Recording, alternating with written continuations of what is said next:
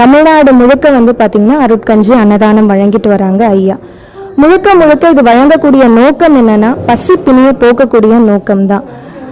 நம்ம ஓங்கார குடிலுக்கு வந்தோம்னா சாப்பிட்டீங்களா அப்படின்னு சொல்லிட்டு தான். அதனால ஐயாவுடைய முதல் நோக்கம் என்னன்னா எந்த மக்களும் சரி பசியோடவும் இருக்கக்கூடாது, பிணியோடவும் இருக்கக்கூடாதுன்ற ஒரே நோக்கம்தான் ஐயாவுடைய நோக்கம்.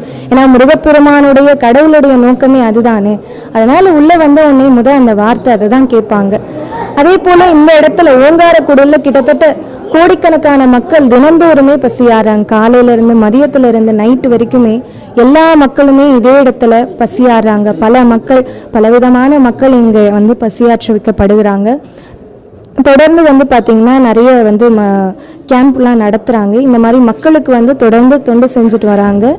ஐயா முருகப்பெருமான் மக்களை நியமித்து இதை வந்து செஞ்சுட்டு வராங்க. அதே போல் வந்து பார்த்தீங்கன்னா அருட்கஞ்சி மற்றும் அன்னதானம்